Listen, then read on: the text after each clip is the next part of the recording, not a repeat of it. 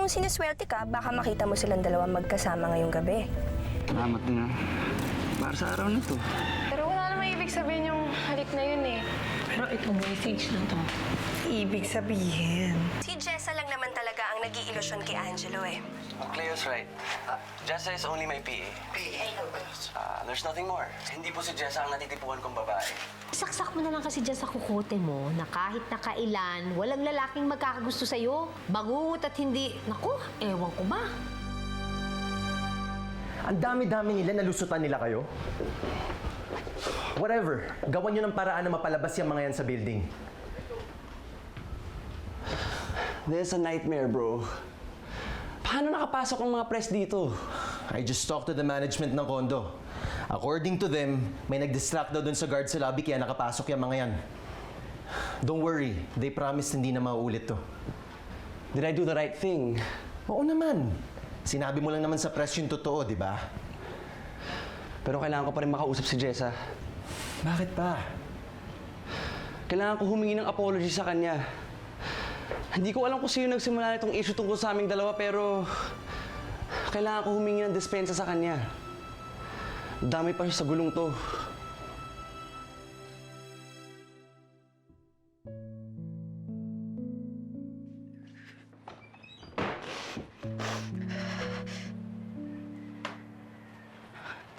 Mo kasi. Hina-hina mo kasi. Maasa ka pa kasi. Tigilan mo yan. Jessa. Ay, posibleng magkatotoo yung mga pangarap ko.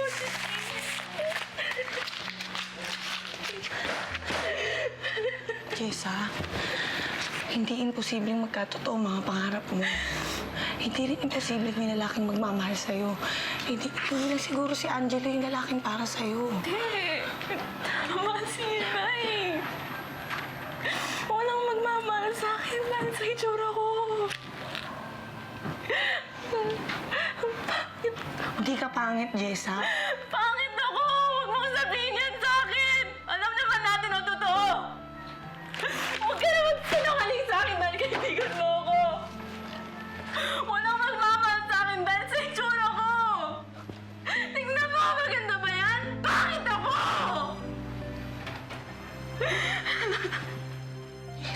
Tama na. Siguro naging maganda ako parang ganyan. Alam mo ba kung gaano ko gusto maging maganda? Pero ako naging ganyan ako. Hindi ako iiyak. Huwag kang umiyak. Ang ganda-ganda mo na. Huwag kang umiyak. Tama na. Tama na. Huwag kang umiyak. Walang dapat na umiiyak. Ay, bakit ako?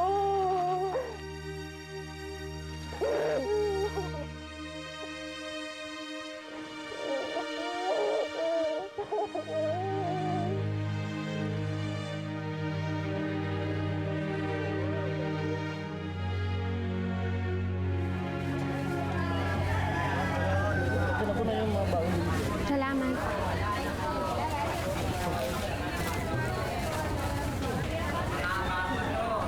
Eto ba kasama din sa binibenta nyo? Ay, in-order na po yun ng kabilang pwesto.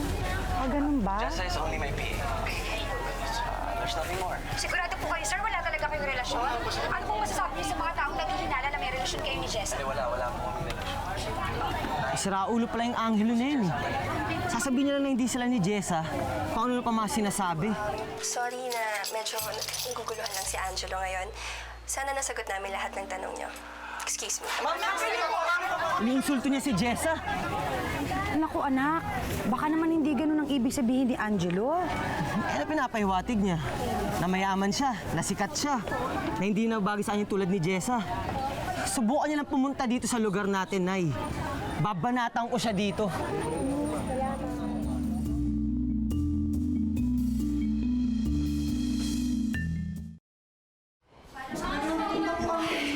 Grabe, ang kukulit nila. Buti pala nakapag-makeup ako.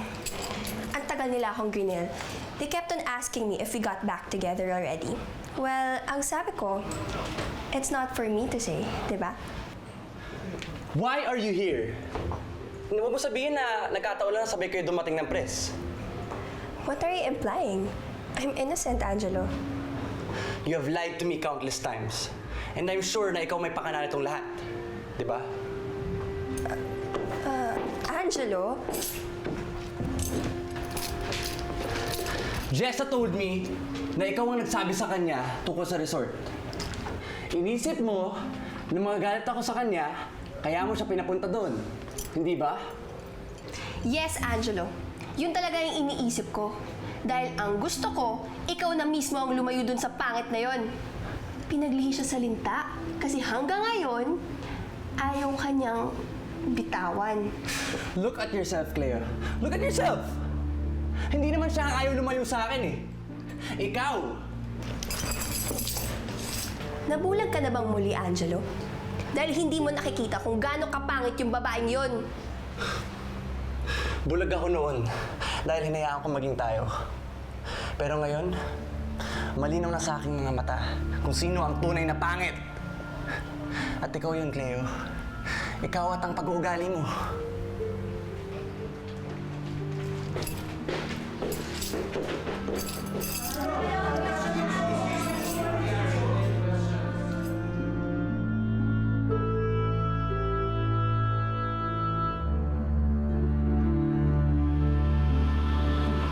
Bisita.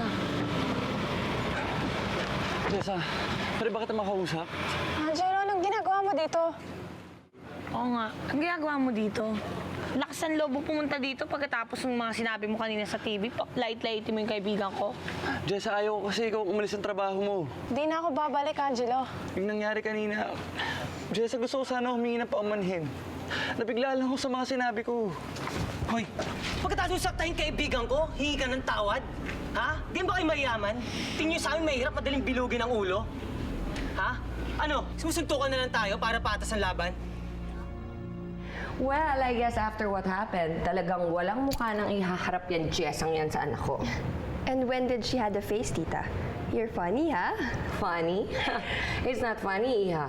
It's just good for you that your plans worked out this time. Walang pumalpak. Well, all's well, ends well, tita. Isa na lang talaga problema ko, si Angelo. He's still mad at me, but all I ever did was protect him. Don't worry about my son, Iha. I know Angelo very well, and I know how to soothe his anger. Leave that up to me, and very soon, magiging kayo na ulit. Really, tita? You'll do that for me? Of course, Cleo. Para kipa na mag-business partners kami ng parents mo. It was always meant to be you and Angelo, Iha. Cheers. Cheers.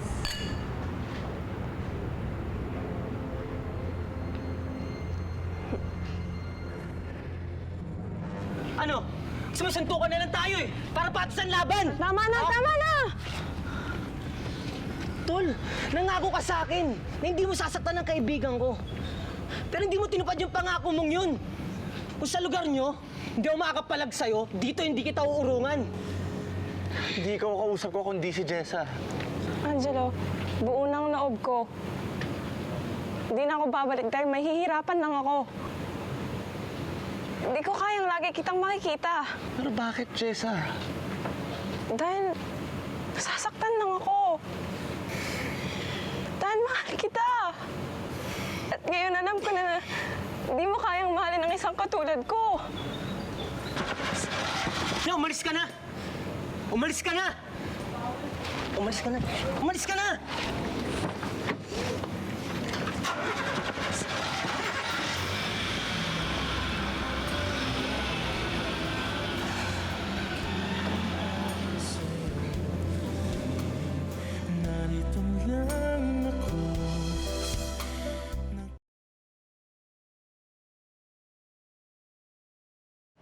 Ikaw na nga lang pumili ng susuotin ko para sa shoot bukas.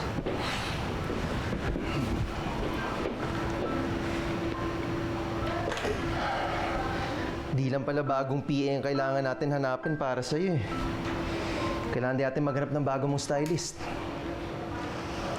Sayang si Jessa, 2-in-1 na sana siya eh. Akala ko magkaibigan lang kami. Hindi ko alam na may gusto pala siya sa akin. Pagkatapos ng mga sinabi ko sa interview kanina, hindi ko rin siya masisisi. Alam mo, may miss ko si Jessa. Kasi hindi siya tulad ng mga iba mong PA eh. Mabait tsaka marunong. Hindi lang ikaw makakamiss kay Jessa. Bro, hindi ko lang siya PA at stylist. Magkaibigan din kami ni Jessa. Okay lang sa akin kahit na hindi siya bumalik sa trabaho. Ang pinaghihinayangan ko, yung pagkakaibigan namin. Bukod sa'yo, siya lang din ang kaibigan ko na malapit sa akin. And now she's gone. And I have no one to blame but myself. I'm gonna miss her. Halika, Jessa. Dito ka magluluto. Marami pong salamat, Nanay Shuning, sa binigay niyong trabaho sa akin. Hindi ko po sisiraan ng tiwala niyo. Nirekomenda ka sa akin ni Melchor, kaya may tiwala ako sa'yo. Nahirapan na kasi akong pagsabayin ng pagluluto at ang pamamahala dito sa restaurant. Simula nang umalis yung dati kong cook. Kaya Jessa, ikaw nang bahala dito sa kusina, ha? Sige po, salamat po talaga. Sige. Melchor, sige.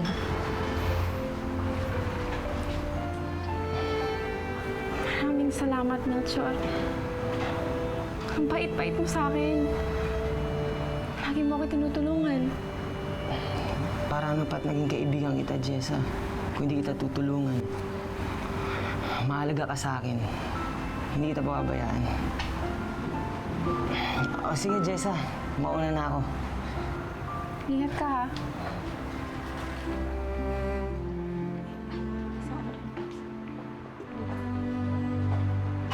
Isang order ng tapsilog. Sige po. Sandali lang po Sandali lang po yung soup.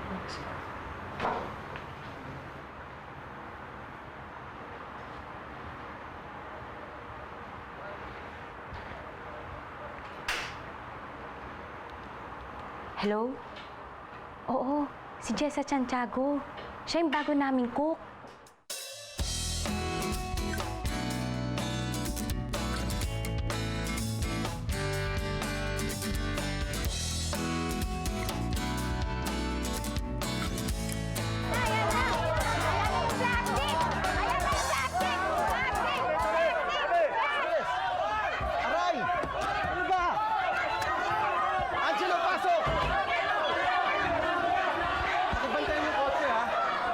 Salamat sa tip. Okay. Asan si Jessa?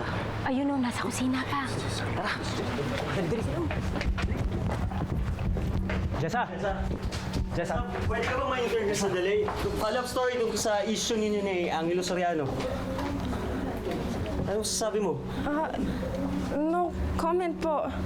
Jessa naman, no comment lang. Sige na, kahit short interview lang to, Jessa. Comment lang. Oo nga. Ayoko po talaga magpa-interview. Eh, baka gusto mo ng pera. Walang problema. Bibigyan ka namin ng pera. Kamulat ng interview mo. Sayang naman. Ano sabi mo?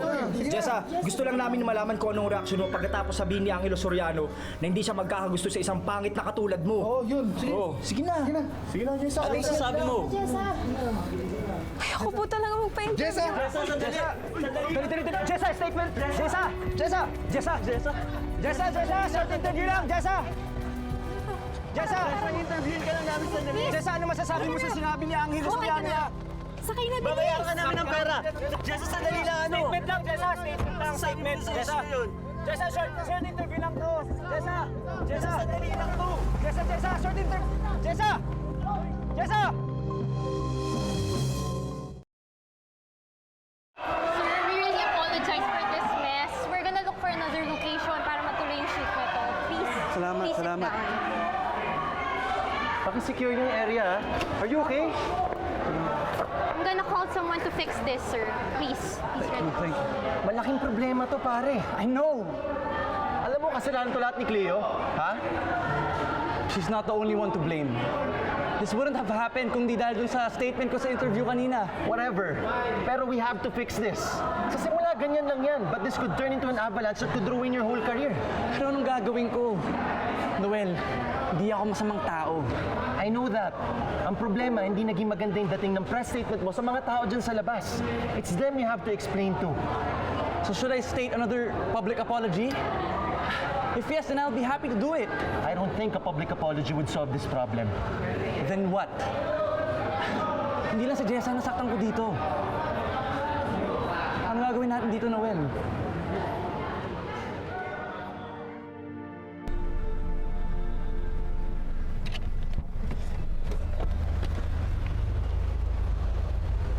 Salamat po at dumating kayo kanina. Hindi ko na po alam ang gagawin ko kanina. Para kasing kailangan mo ng tulong eh, kaya pinasakay kita. Salamat po. Bakit ka ba hinahabol ng mga tao? May kailangan po kasi sila sa akin. Pero ayoko na po ng gulo.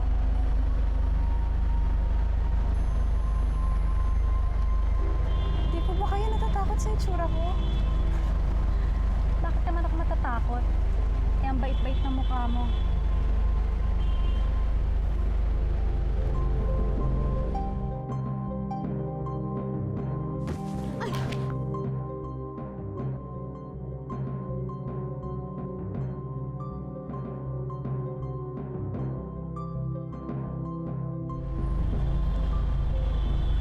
Kita na tayo. If I remember it right, sa airport. Talaga po? Pasensya po, hindi ko po maalala.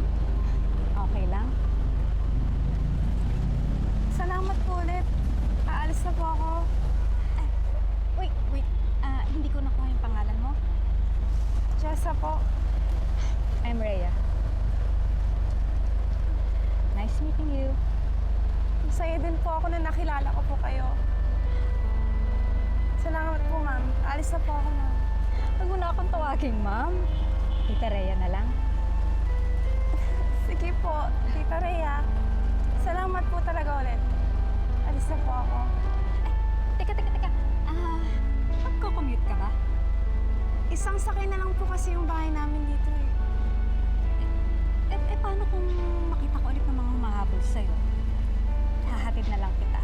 Hindi po, nakakahiya naman po. I insist. Hindi ka na makakatanggi.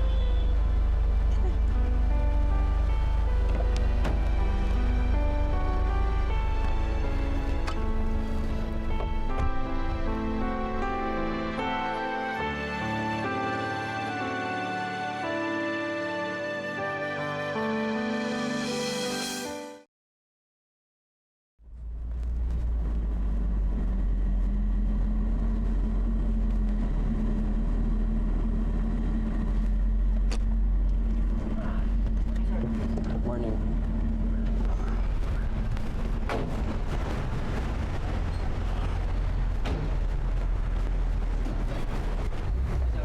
Morning. Ay, sorry. May naisip ka namang paraan para maayos itong gusot na to? Of course I have a plan. Ang worry ko lang, baka hindi mo magustuhan. Bakit naman di ka magugustuhan? I told you, I'll do anything. Anything? Even if it involves Jessa? No. Ayoko nang madamay pa siya dito. Find another way. Yung walang kinalaman si Jessa. Wala ka ng choice, Angelo. This is your only way out. Jessa is your only way out.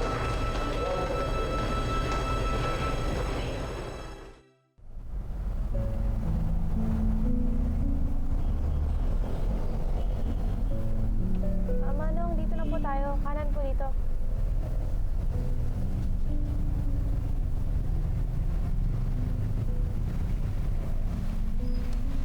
Tita Rhea, salamat po ulit. Dito na po ako. Pahinto na lang, kuya.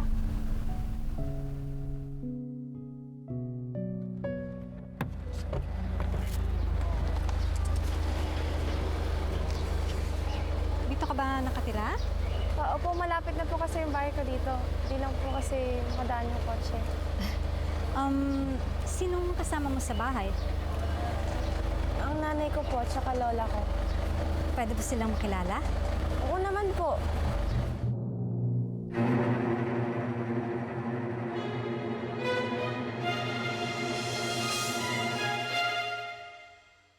Nagpatawag ng press conference si Angelo. May importante daw siyang announcement. Would you or would you not fall for someone like Jessa? Puro kasinungalingan lang ang anglo na yan. Nagsiselos ka lang. Ang ibig bang sabihin nito, balak mo siyang ligawan? Yes. Cleo, oh my God, we have a big problem. I have to prove to the press na totoo ang sinabi ko sa kanila. Angelo, isa lang naman ang gusto kong malaman eh. Kung totoo talagang sinabi mo kanina. We have to do something, Tita, to stop this nonsense. And what do you suggest we do, Iha? Do you like my surprise, Angelo? I am all yours.